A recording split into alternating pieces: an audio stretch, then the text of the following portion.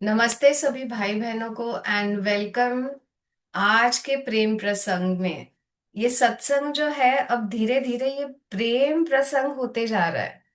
इसमें हम देख रहे हैं कि जो इतने प्यारे बीज खिले हैं अस्तित्व में, परमात्मा ही परमात्मा के बीज है।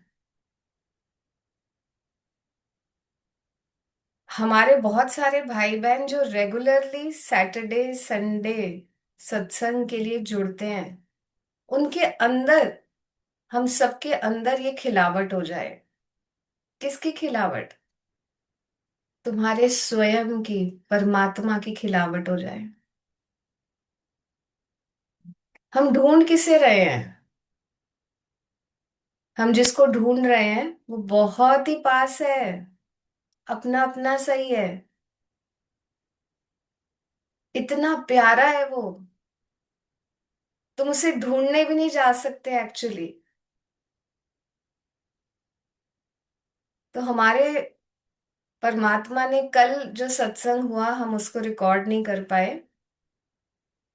वो अस्तित्व की कृपा से वो बह गया, और बहुत भाई बहन जो कल उपस्थित थे उनको इतना प्रसाद मिला, बट फिर भी हम उसका फ्रेग्रेंस आज इस रिकॉर्डिंग में इंटीग्रेट करेंगे और फिर उसको वननेस की तरफ लेके जाएंगे।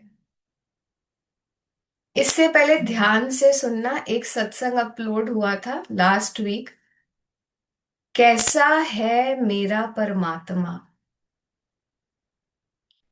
ये सत्संग सबको सुनना है, वो अपलोडेड है।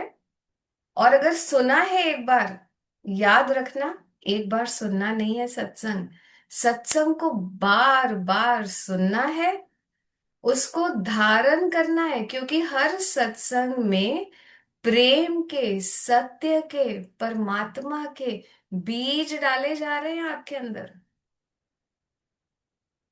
और वो बीज खिलेंगे जब आप उसको प्रेम से धारण करोगे। तो अगर किसी को लगे कि ये सत्संग सिर्फ सैटरडे संडे 9:30 से कुछ टाइम के लिए होता है, तो बहुत अंधकार में रह जाएगा। या किसी को लगे कि यूट्यूब पे अपलोड हुआ ना, एक बार सुन लिया है, तो अंधकार मिटने वाला नहीं है। उसको ग्रहण करो, ग्रहण करो कि परमात्मा कैसे खिलना चाह रहा है, कह क्या रहा है, और कितना समीप है तुम्हारे, कि जब जागृति होगी तो तुमको हैरानी हो जाएगी, तुम सदा से कबीर ही थे। सदा से मीरा तुम्हारे अंदर नाच ही रही थी। तुम बेहोश थे ना। सदा से कृष्ण तुम्हारे सारथी थे, पर तुमको तो अर्जुन बन के व्यथित रहना था।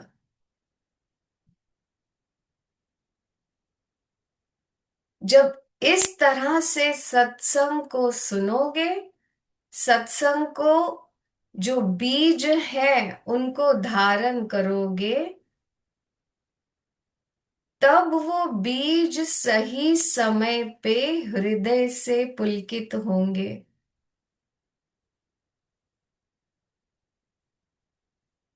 तो ये जो प्यारी धरती है इस सत्संग की, इसमें ही ये सब कुछ होने वाला है।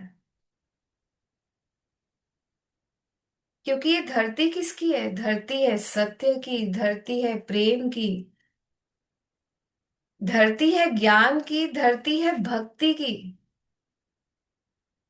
सब कुछ समाहित है इसमें। कोई मार्ग ही नहीं है इसको पाने का। सब कुछ एक है, बट उसका एक को आपको प्रकट करवाने के लिए, उस एक को महसूस करने के लिए अनेक बीज डालने होंगे, तब वो जाके कोई एक खिलेगा। ऐसे प्रेम से, विश्वास से, श्रद्धा से, सबूरी से, समर्पण से। बांसुरियां तो बहुत है, पर ऐसी बांसुरी आप बन जाओगे जो कृष्ण बजाएंगे।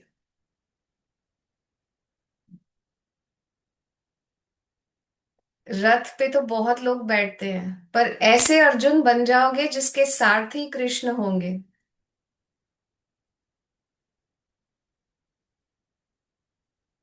और ये हो रहा है, हो रहा है, हर पल हो रहा है। आपके हृदय में देखो वो कंपन आप फील करते हो।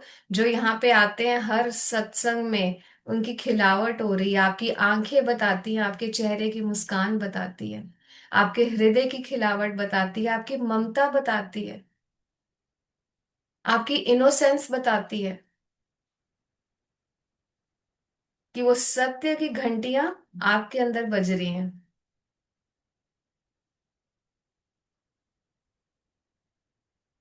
तो अर्जुन युद्ध भूमि में व्यथित है।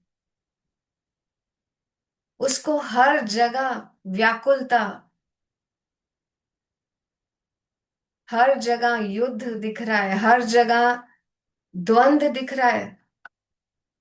पर कृष्ण कहते हैं बेटे मैं तेरा सारथी बनूंगा। मैं जब तेरा सारथी बनूंगा तो तुझे कुछ करना ही नहीं है।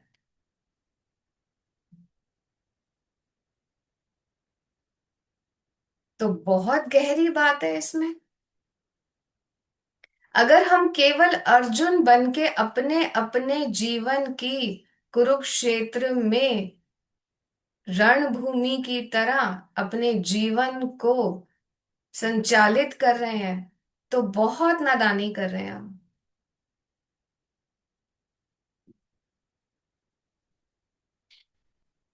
क्योंकि कृष्ण के बिना रणभूमि में कुछ भी पॉसिबल नहीं है।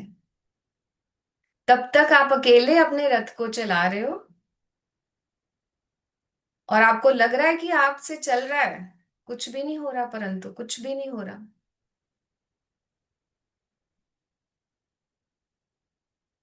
आप व्यथित रहोगे, भावनाओं के वेग आते रहेंगे, सामने से कोई और बाण चलाएगा, आप घायल होते रहोगे, कभी आप बाण चलाओगे, सामने वाला घायल होता रहेगा, और ये महाभारत चलती रहेगी।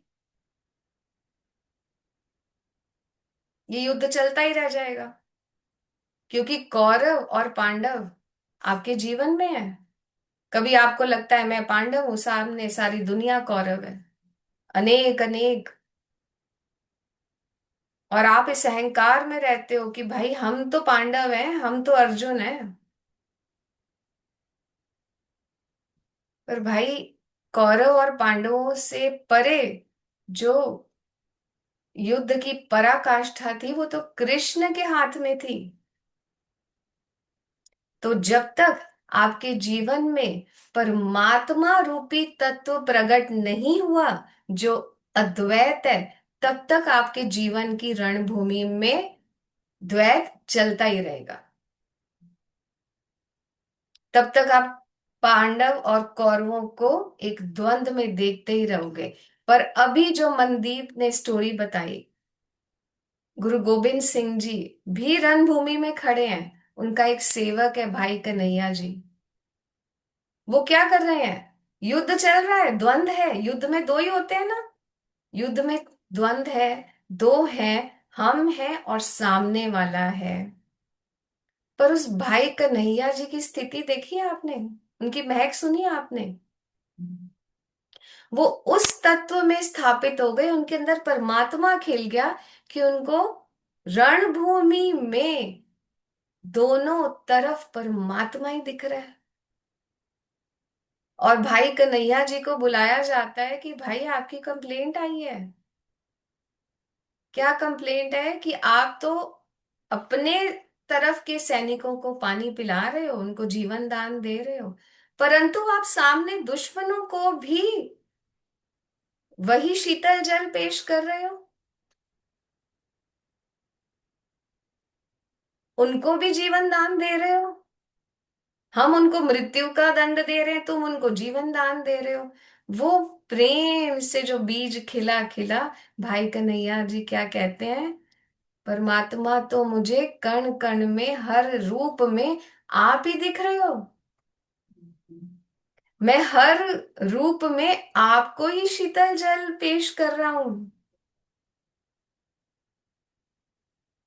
ये स्थिति उस चीज की महक है जब द्वंद खत्म हो जाता है, तो कण कण में परमात्मा की खिलावट। एक तरफ परमात्मा खिला जो मुझे गुरु गोविंद सिंह जी की तरह दिखता है, दूसरी तरफ परमात्मा खिला है जो दुनिया को प्रतीत होता है कि वो मेरा दुश्मन है, उसमें भी मुझे भगवान दिखना है, दिखने लगता है।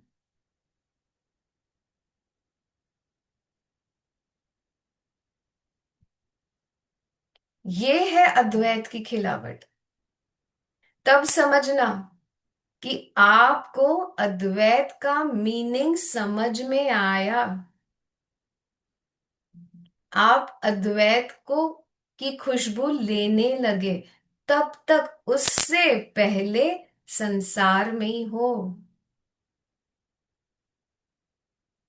और संसार में ये व्याकुलता, ये व्यथित होने की भाव, ये युद्ध का, अंदर जो युद्ध चल रहा है वो चलता ही रहेगा। जब तक अंदर से वो एक बीज परमात्मा का नहीं खिलता ना, तुम कुछ नहीं कर पाओगे। फिर भागते ही रह जाओगे, माला जप करते रह जाओगे, श्वासों को नियंत्रित करते रह जाओगे, किताबें पढ़ते रह जाओगे। पोथी पढ़ पढ़ जग मुआ, पंडित भया ना कोई। ढाई आखर प्रेम के, पढ़े सो पंडित होई। भाई, एक परमात्मा तत्व से जब तक तुम्हें प्रेम नहीं ना हुआ, कुछ नहीं कर पाओगे। ये जीवन खत्म हो जाएगा, तुम कुछ नहीं कर पाओगे। कृष्ण को थोड़ी जगह तो दो अपने रथ पे, कृष्ण को सारथी बनने तो दो। तरस रहा है, मांग रहा है, वो तो प्रेम की भीख मांग रहा है, भाई मुझे आने दो आपके रथ पे। तुम हट जाओ, तुम बैठो। तुम्हें लगेगा तुम रथ चला रहे हो, तुम आगे बैठो, मैं पीछे खड़ा होता हूं ना।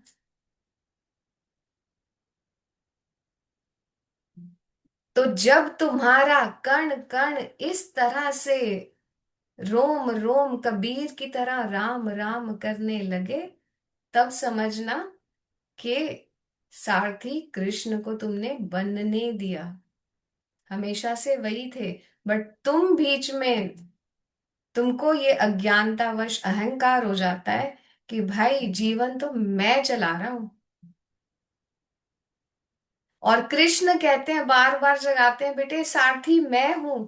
अर्जुन कहता है मैं हूं। ऐसे ही तुम्हारी महाभारत चल रही है।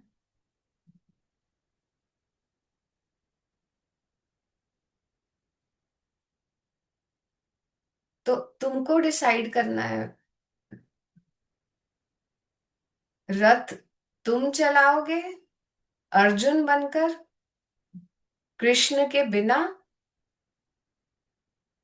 या थोड़ी सी समर्पण से, प्रेम से, भक्ति से, आत्मज्ञान से, थोड़ी सी जगह दो कृष्ण को, अपने जीवन का सारथी बना दो। इस तरह से देखो और फिर देखो।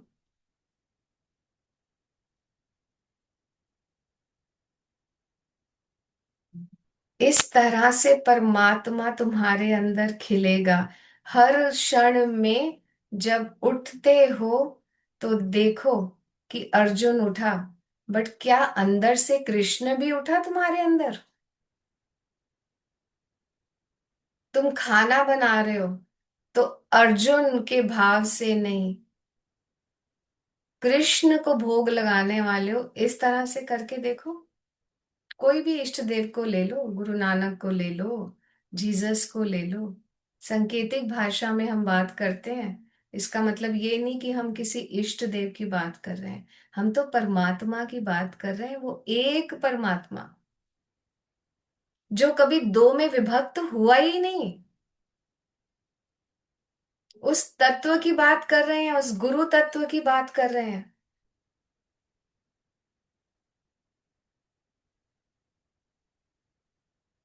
सामने वाले को तुमने द्वंद में देखा तो तुमने परमात्मा को नहीं देखा। तो सामने वाले को देखो भाई, वो कृष्ण चल के आ रहे हैं, साईं राम चल के आ रहे हैं, हनुमान चल के आ रहे हैं। तो तुम्हारे भाव ही बदल जाएंगे। व्याकुल कौन हो रहा है? जो भगवान के बिना चलता है अपने जीवन में, वो व्याकुल रहता है। और जो भगवान को साथ में लेके चलता है, वो समर्पित रहता है, झुका हुआ रहता है, प्रेममय रहता है, संगीतमय रहता है, आनंदमय रहता है।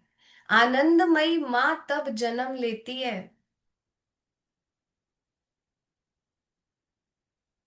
तुम अपने अंदर देखो, झांक के अपने अंदर पूछो, क्या मेरे अंदर आनंद आ रहा है? क्या मेरे अंदर से वो नृत्य जन्म लेता है? क्या मेरे अंदर से वो संगीत जन्म लेता है? हर पल अपने आप को चेक करो, अपनी स्थिति को चेक करो। क्या मैं मुरझाया हुआ, निर्जल, ओझल सा टाइप सा व्यक्ति एकदम ऐसे जी रहा हूं? बिना किसी जीवन के जी रहे हो आप एक्चुअली। मरा हुआ जीवन कैसे जीते हैं? देखते हो मुर्दे कैसे जीते हैं? कबीर बोलते थे ये मुर्दों का गांव है। ऐसे जी रहे हो तुम। परमात्मा के बिना जीना, उस तत्व के बिना जीना जो तुम्हारे अंदर ही है, तुम्हारे कण कण में है, फिर भी उसकी मिठास के बिना जीते हो, तो तुमने कुछ नहीं जिया। तो हर पल चेक करना कि तुम व्यक्ति होके जी रहे हो, व्यक्तित्व से जी रहे हो, कि अस्तित्व से जी रहे हो। जो अस्तित्व के रूप में जीता है, उसकी खिलावट ही अलग होती है। वो बनता है भाई कन्हैया, वो बनते हैं गुरु गोविंद, वो बनते हैं कबीर, वो नाचती मीरा। फिर तानसेन का संगीत निकलता है, तब गुरु गोविंद सिंह जन्म लेते हैं, गुरु नानक कहते हैं एक ओमकार। तो तुमको ये जो जन्म मिला है, वो क्या ऑर्डिनरी ऑर्डिनरी रह के इसी तरह से खाना पीना उठना सोना जागना, बस उतना ही, उतने के लिए ही मिला है क्या? तो तुम जीते हुए भी मरे ही हुए हो। सिर्फ अपनी वर्षों की गिनती करते हो, अपना कैलेंडर की गिनती करते हो, और तुम हर समय मृत्यु को ही प्राप्त हो, क्योंकि तुम कभी जीवित हुए ही नहीं। और एक दिन प्राणवायु निकल भी जाएगी तो सच में ही पूरे मृत हो जाओगे, मिट्टी मिट्टी हो ही जाएगी। पर अभी भी अगर परमात्मा तत्व तुम्हारे अंदर से नहीं खिल रहा, तो तुम मिट्टी ही हो।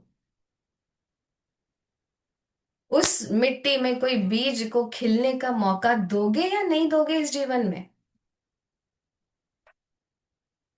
इस बार जागोगे कि नहीं जागोगे?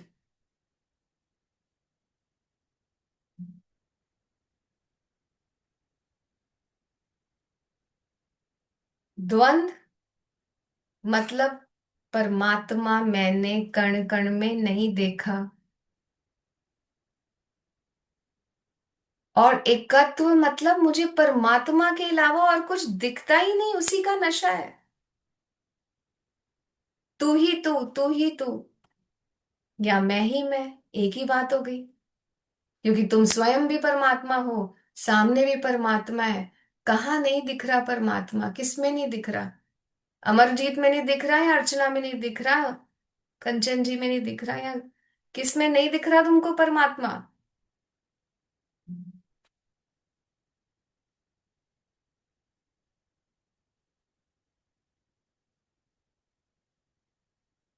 और अगर तुम्हें किसी और में परमात्मा नहीं दिखा, तो समझना कि तुमने परमात्मा को पाया ही नहीं।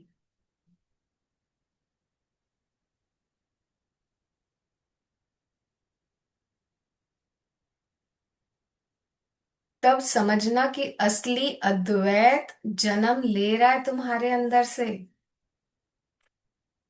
बीज जो है वो धरती को चीरता हुआ निर्मलता से बाहर आने वाला है। तब समझना।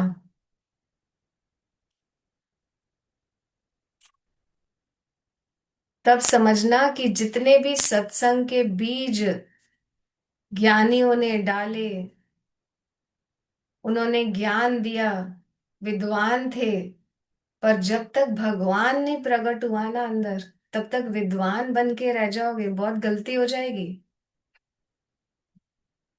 तो तुम विद्वान से मिलकर आ गए तो कुछ भी तुम्हारे अंदर परिवर्तन नहीं होगा।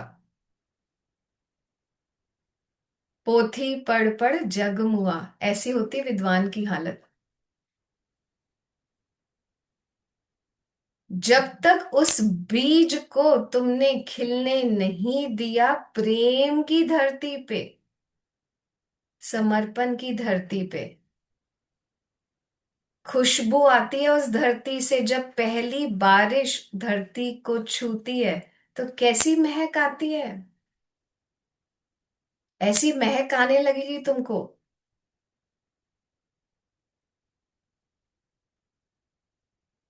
और तेरा मेरा सब मिटने लगेगा उस परमात्मा की बारिश में। तेरा मेरा का द्वंद मिटने लगेगा और परमात्मा की खुशबू आने लगेगी तुमको। तब समझना कि अंदर से अद्वैत का बीज खिलने लगा है, उसकी महक आने लगी है।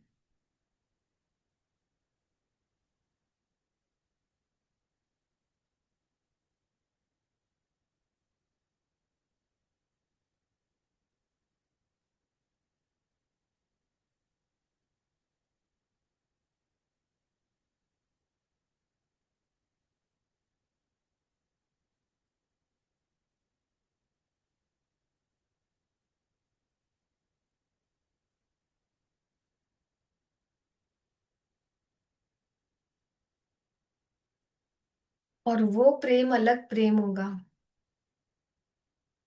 वो माया का प्रेम नहीं होता। वो प्रेम आत्मा का होता है। तब आपको व्यक्ति दिखता ही नहीं है।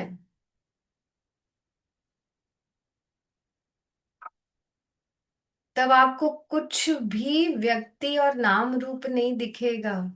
आपको केवल परमात्मा दिखेगा। वो आत्मा का प्यार हो जाएगा तभी।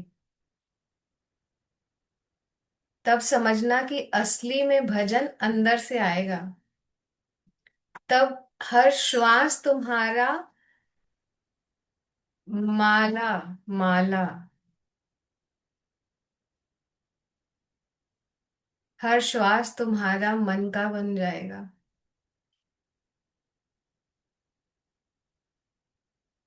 श्वा सांस, हर सांस में, हर सांस में, जिसको बोलते हैं अजपा जाप। लिया मैं तेल लाना पहले। हाँ जी, परमजीत भैया, आप कुछ बोलना चाहते हैं?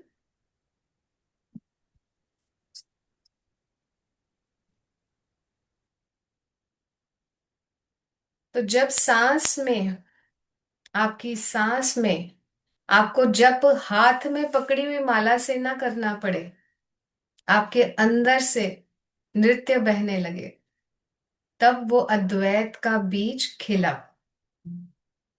परमात्मा का बीज खिला। परमात्मा कभी खंडित हुआ ही नहीं। परमात्मा कभी बलजीत बना ही नहीं। परमात्मा कभी रेखा बना ही नहीं। वो तो सब रेखाओं से पार है ना। तब उस डायमेंशन में आपने कदम रखा, उसकी महक आपको आएगी फिर। तो इस प्रेम प्रसंग को आज, ये प्रेम प्रसंग तो हमेशा चलता ही रह जाएगा अगर हम इसको रोकेंगे नहीं। तो इस जीवन धारा को हम इधर आज इस सत्संग को समाप्त करते हैं, और कुछ समय बचा है, हम भाई बहनों से वार्तालाप करेंगे। थैंक यू जी। Thank you.